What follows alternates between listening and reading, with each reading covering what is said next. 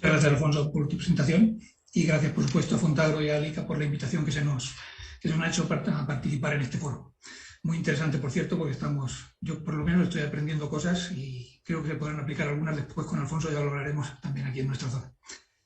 El objeto de mi ponencia es mostrar un ejemplo en la gestión de los recursos hídricos utilizados para regadío en el ámbito de un acuífero subterráneo, en la cuenca del río Júcar, utilizando fundamentalmente como herramienta las imágenes de teledetección y mostrar cómo una herramienta desarrollada desde un proyecto de investigación de la Universidad de Castilla-La Mancha, conociendo las necesidades de los usuarios, se convierte en la palanca que ha ayudado a superar el problema de la gestión de un acuífero que estaba al límite de sus posibilidades.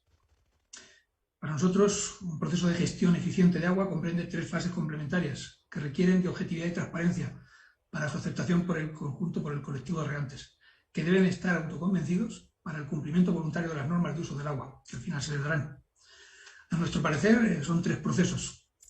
El primero es evaluar con certeza y con la mayor aproximación temporal posible las demandas de agua que se atienden en nuestro ámbito.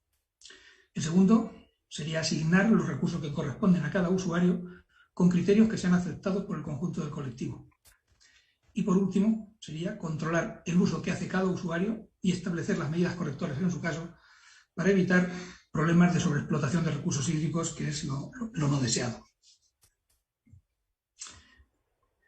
Nuestro ámbito de actuación, como aquí podemos comprobar, es la cuenca del río Júcar, lo que es la denominada masa de agua Mancha Oriental, en el extremo sureste de España.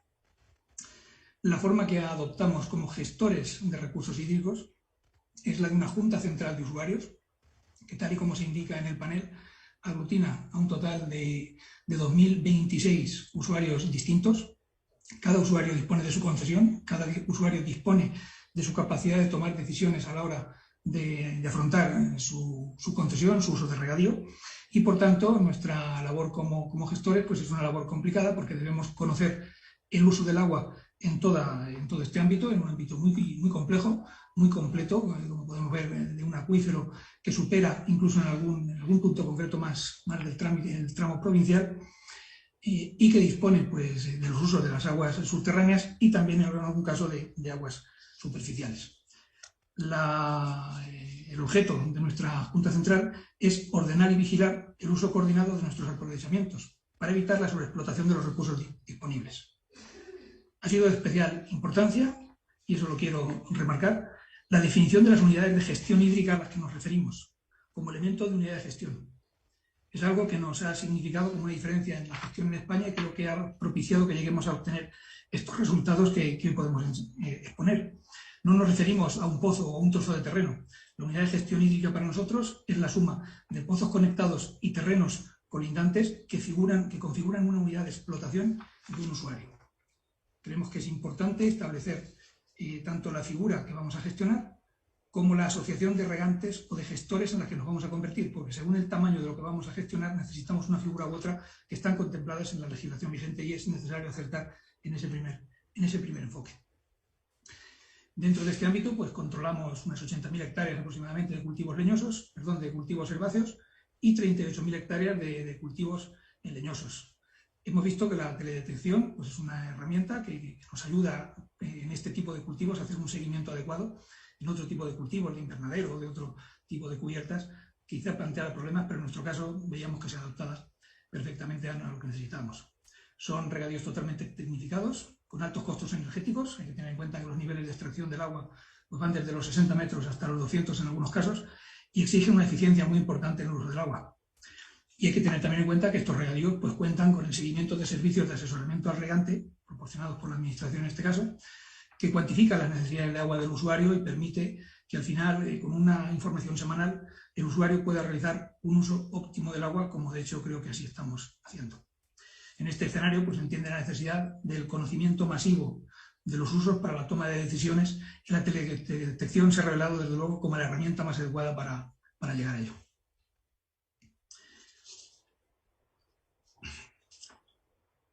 La primera aplicación de la herramienta fue la estimación del agua, del consumo de agua a nivel del acuífero, mediante la asignación de consumos por grupos de cultivos, diferenciando en cultivos de primavera, cultivos de verano o cultivos de primavera-verano, que según los datos proporcionados del Servicio de Asesoramiento de Riegos, pues tenían unos comportamientos similares según la época del año en que podíamos regarlos.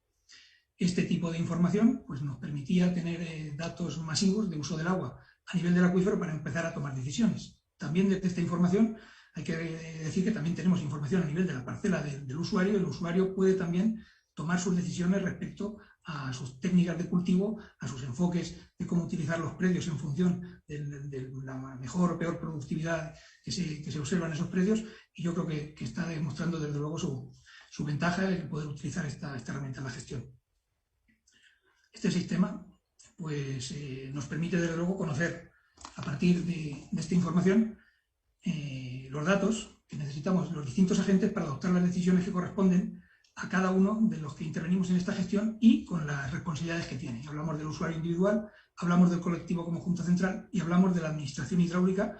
En este caso en España son las confederaciones hidrográficas, porque en España el Estado es el responsable de la gestión de los recursos hídricos. Nosotros como Junta Central colaboramos con la administración hidráulica para que la gestión sea una gestión adecuada y sostenible y permita mantener nuestros aprovechamientos y no sobreexplotar los recursos disponibles. Vemos aquí la evolución de los consumos de los usos en la Mancha Oriental. Vemos que como a través de ese control que vamos realizando se mantienen, incluso han disminuido desde unos años, y tenemos unas limitaciones en los recursos hídricos que son las que han hecho que tomemos estas decisiones. Si no, el usuario, pues hasta que no tiene unas limitaciones concretamente, pues no tomará decisiones adecuadas en esta línea.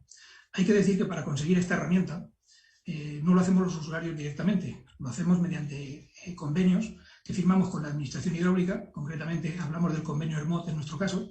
Son las siglas de evolución de los regadíos en la Mancha Oriental mediante teledetección, que venimos realizándolo desde el año 1998, es un convenio anual, se firma entre la administración del Estado en la que controla el agua, nosotros como usuarios, y se le encarga a la Universidad Regional, a través del IDR, se le encarga el seguimiento de estas herramientas que son y nos transfieren esa tecnología para que nosotros podamos utilizar cada uno la información que necesitamos.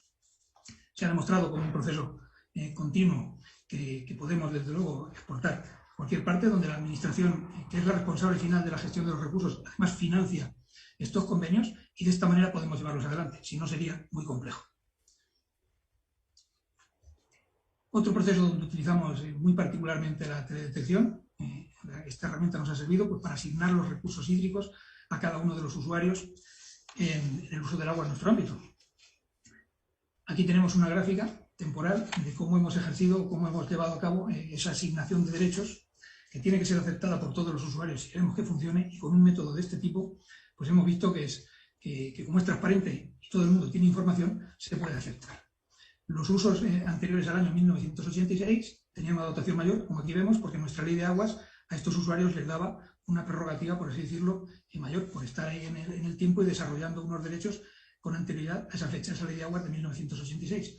Y cuando nosotros nos conformamos como Junta Central en 1995, veíamos que quedaban recursos disponibles para llegar hasta un volumen que coincidía con el año 1997, cuando se aplicó el plan hidrológico, de dotaciones de 4.000 metros cúbicos por hectárea hasta esa fecha.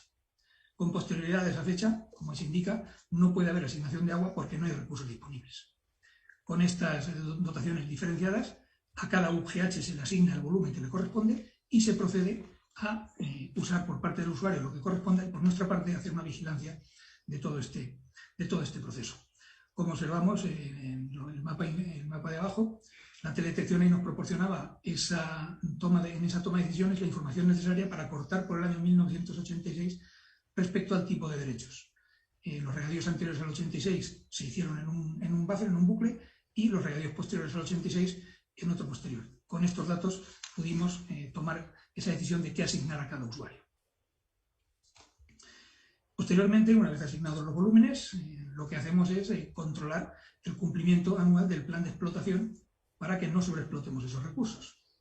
Anualmente se establece un plan de explotación por parte de la Administración del Estado que permite a los usuarios utilizar el volumen que tengan asignado, o una parte de este, si es que hay restricciones por sequía, que ya estábamos oyendo anteriormente cómo ya se están planteando esas situaciones, y no solo desde luego aquí. La cuenca mediterránea atraviesa periodos de sequía, y si en una campaña determinada no puede haber un uso del 100% de los usos de los derechos, hay que acotarlos. La Administración impone la restricción y nosotros tenemos que encargarnos de controlar que eso se cumple. ¿Cómo se cumple o cómo se controla? Pues la modalidad de cumplimiento admite dos posibilidades. O bien mediante el control por el consumo teórico de cultivos, donde el usuario declara sus cultivos antes del inicio de campaña y tienen que coincidir estos cultivos con una dotación asignada a cada uno de ellos, dotaciones medias, que nos proporciona el servicio de asesoramiento al regante, y en la multiplicación de superficies por volúmenes tiene que estar dentro del volumen utilizable, o bien también podemos ir a la lectura de caudalímetros, según el usuario su decisión.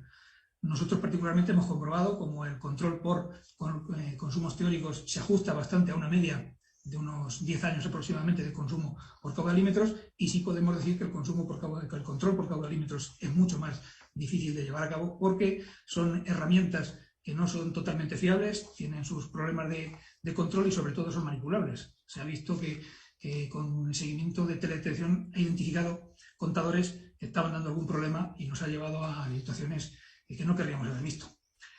También últimamente en los cultivos leñosos, que era un problema para identificarlos por teledetección, estamos viendo como a través del seguimiento por índice de vegetación también estamos asignando unas dotaciones que les hacen pues también fácilmente seguibles y controlables en el proceso que llevamos.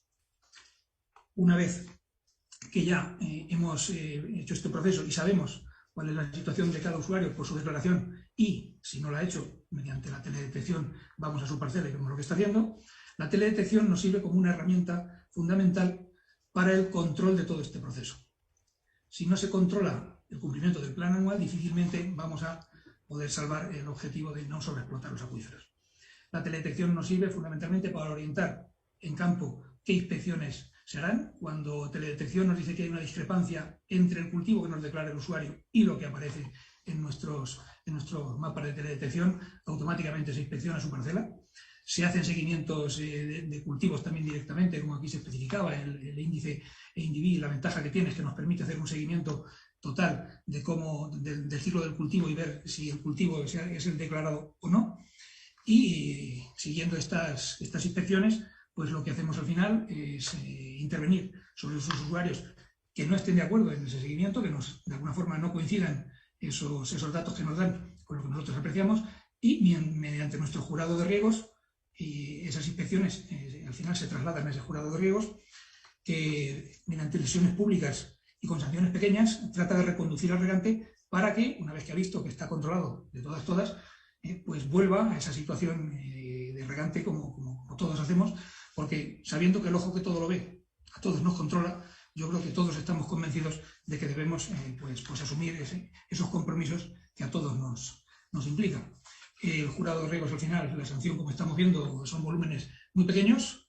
Cualquier usuario que se exceda en su volumen tiene esa sanción y además tiene la obligación de reponer el agua al año siguiente mediante un no uso sobre el derecho que tenía. Si ese usuario es reincidente o ese incumplimiento es muy superior, ese expediente pasa a Confederación Hidrográfica y en ese momento las sanciones son muy superiores y desde luego pues cualquiera vuelve a la senda rápidamente.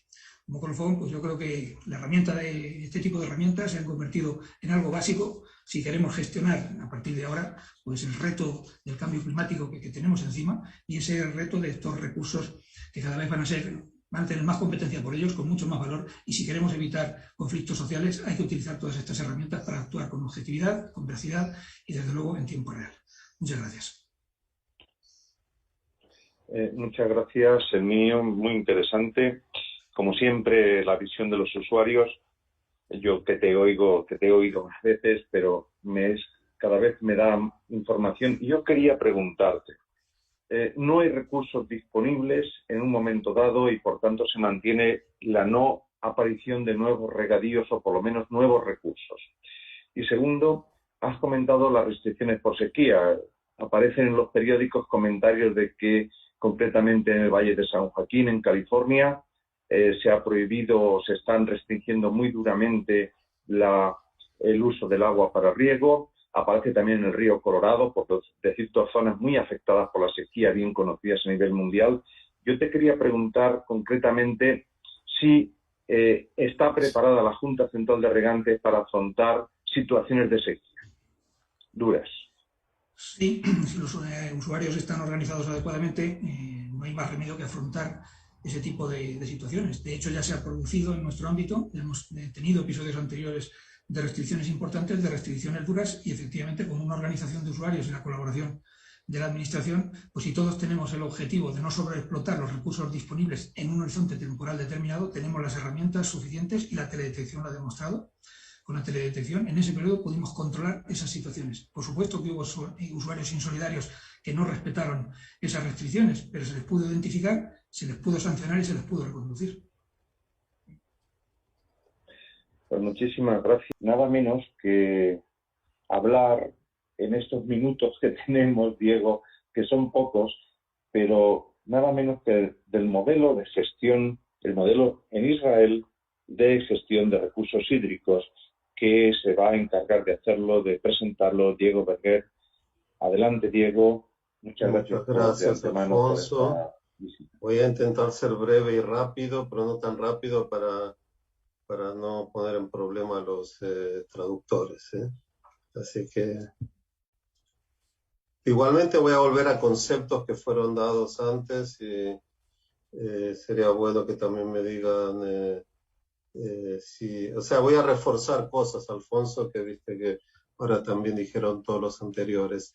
Bueno, yo trabajo en la Compañía Nacional de Agua de Israel, y estoy encargado de los proyectos internacionales, y por eso voy a dar más que todo, se habló mucho de tecnologías al principio, y más que todo en el primer panel y parte en el segundo. Nosotros vemos más que todo la tecnología como un medio y no como un objetivo, como creo que la mayor cantidad de la gente que está aquí. Pero lo que quiero explicar más que todo el proceso, cómo se llegó a tener un sector hídrico autosustentable, no solo a nivel de recursos hídricos, sino también a nivel de recursos financieros, donde la agricultura, como todos podemos ver, es el principal, digamos, punto dentro de eso. Entonces, me está yendo. Ahí está haciendo. Bueno, como fue bien evidente en todo lo que estamos hablando durante este día, la gestión es lo más importante. O sea, voy a decir, como el 90% de los problemas es un problema de gestión. La tecnología nos ayuda a hacer lo que hacíamos en el pasado de una forma más eficiente, pero digamos, en realidad hay pocos problemas que sin tecnología no podrían ser resueltos.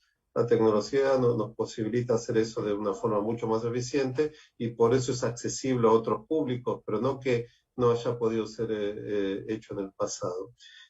Lo tercero es que no existen soluciones mágicas. Y lo cuarto, como todos sabemos, que la gestión es el reflejo de la educación y el valor que un pueblo, un estado, una región le da al agua. Y por eso aquí yo quiero mostrar, no voy a contar toda la historia, tengo un webinar y puedo hablar hasta 3 horas sobre este tema, pero quiero decir exactamente cuáles son los 4 pilares que posibilitaron que exista digamos, un sector hídrico exitoso en Israel. La primera es la ley de la medición de las aguas, y estamos hablando de una ley que es de 1955. Ahí dice que todo agua abastecida o consumida debe ser medida. Nuevamente, cuando hablamos de esta ley en América Latina o en África o en Asia, me dicen, ustedes quieren medir porque quieren cobrar por el agua.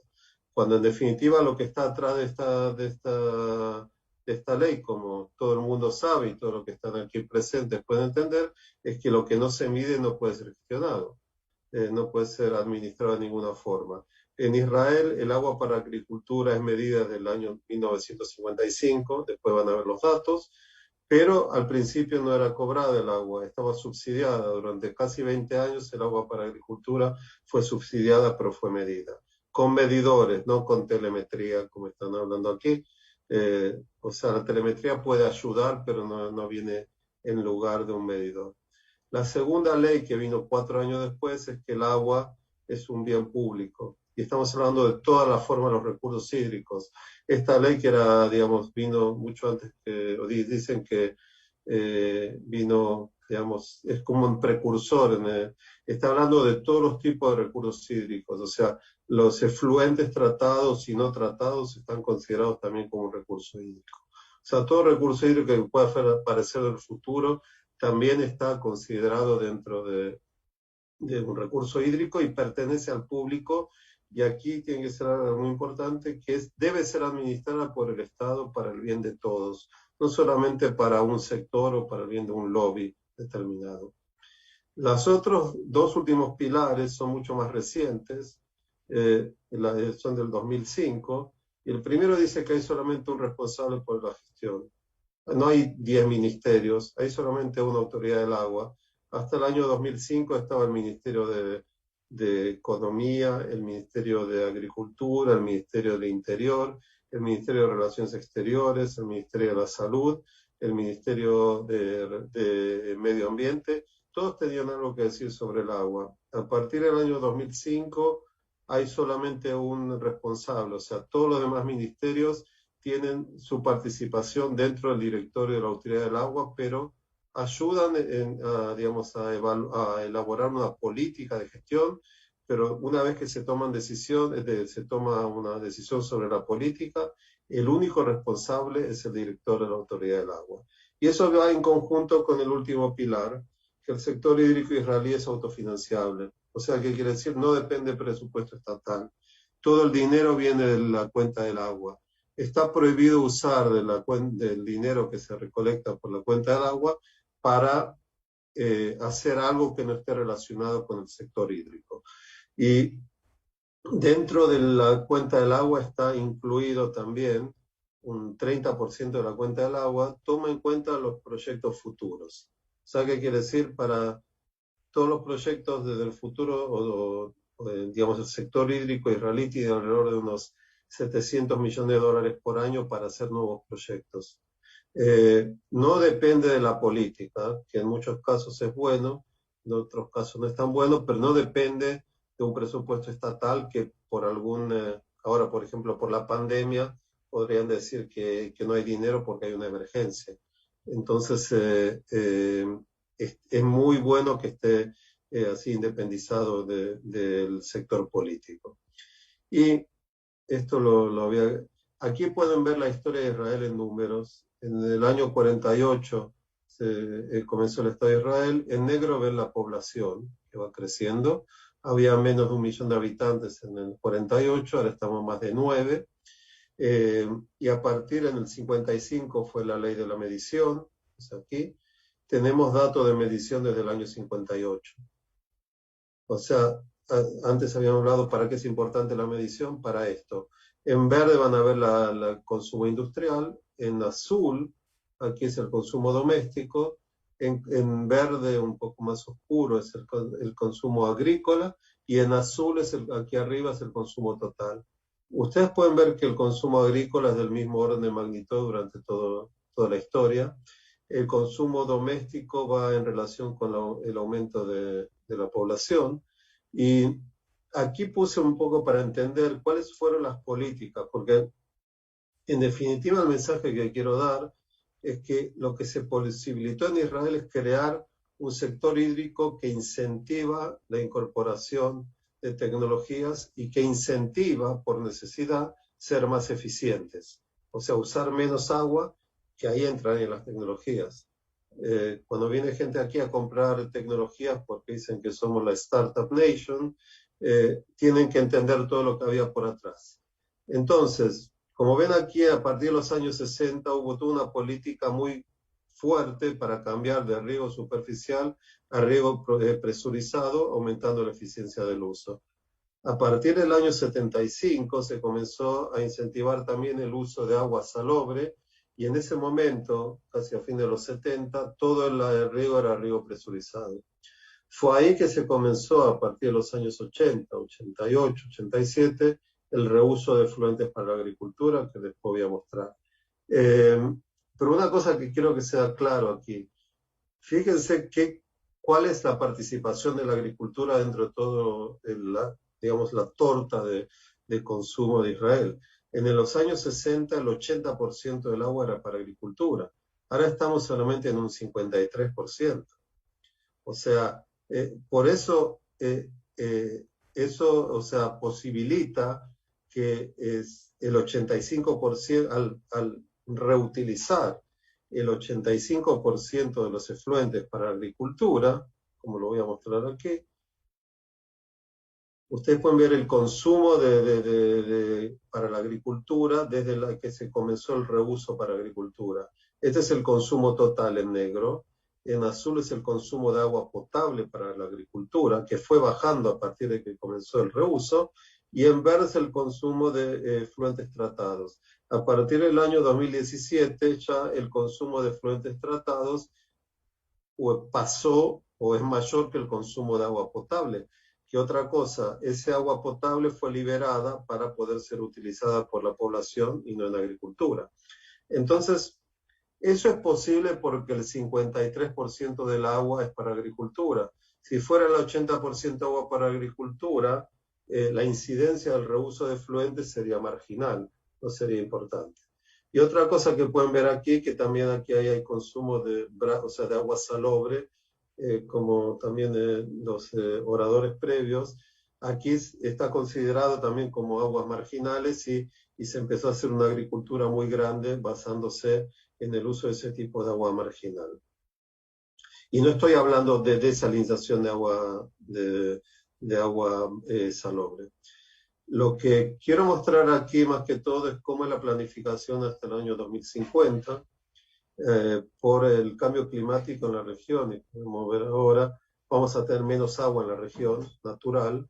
Entonces, para suplir lo necesario, vamos a tener que dar más desalinización de agua de mar, más desalinización de agua salobre, que pueden ver aquí, y más utilización de efluentes.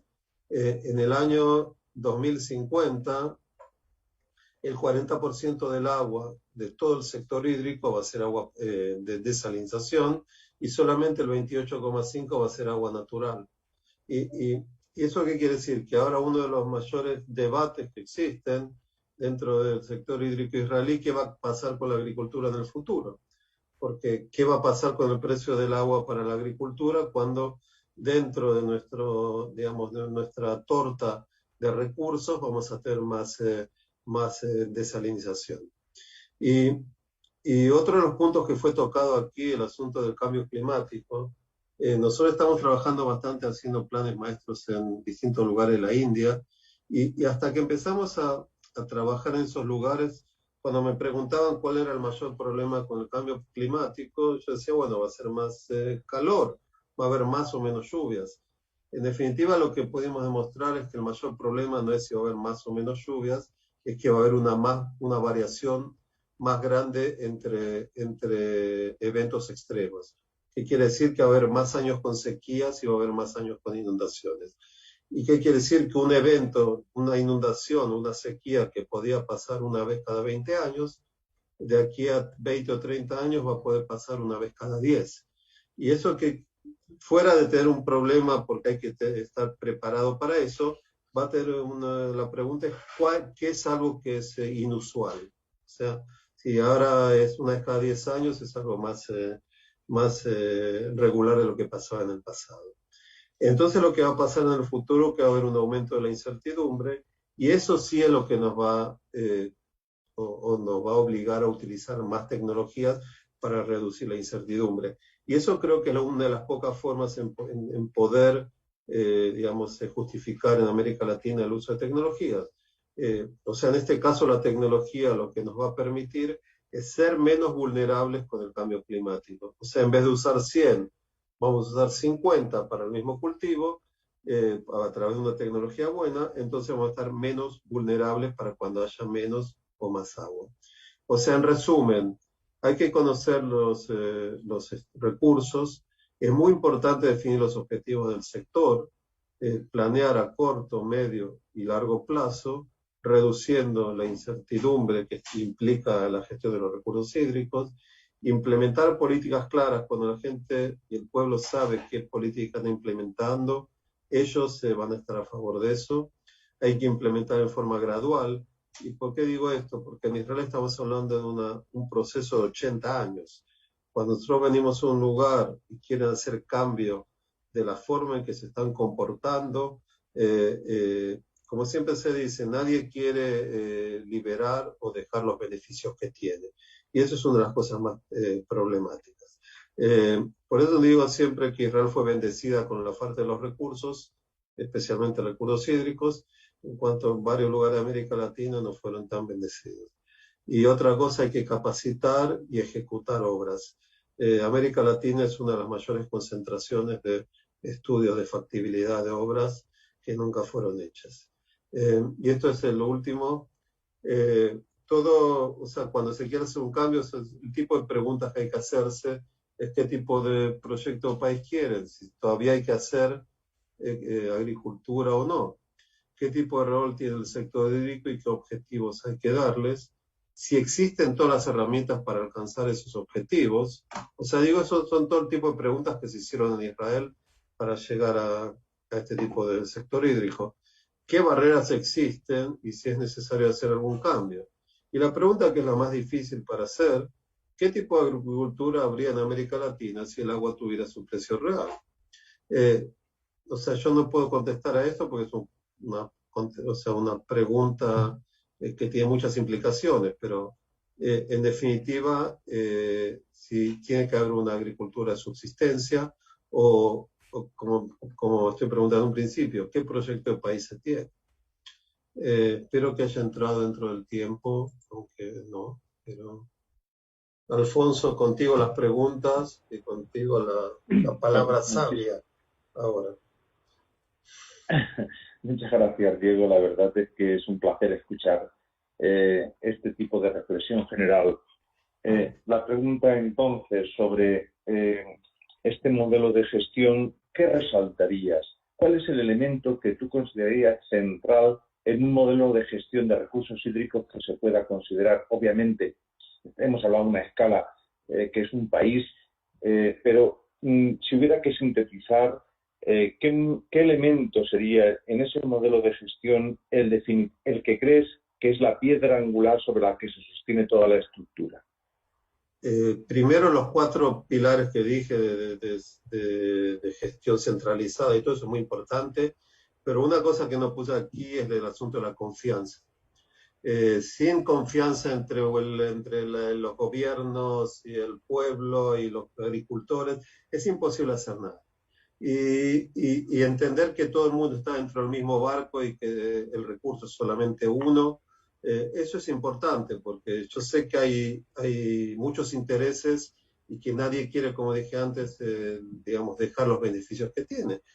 Y por eso es muy importante saber que están todos en el mismo barco y que la sobreexplotación de los recursos nunca va a llevar a un sector sustentable. Pero el hecho de gestionarlos para el bien de todos es eso, es gestionarlo para el bien de todos. Pues muchas gracias. Hemos terminado el segundo panel. No sé si algún panelista desea aportar en una reflexión breve y sucinta, como la que se ha dicho, alguna cuestión adicional.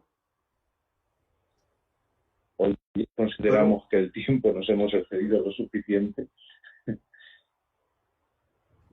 Podría decir solamente algo, que creo que, Alfonso, solamente una cosa. Yo espero, siempre decimos que los cambios llegan cuando hay un tipo de crisis grande. Y espero que los cambios aquí no sean, o sea, yo creía que con la pandemia iba a ser algún tipo de crisis, pero realmente la humanidad se olvida rápidamente de eso. Espero que los cambios que se puedan hacer en América Latina se hagan bastante antes de que sea tarde.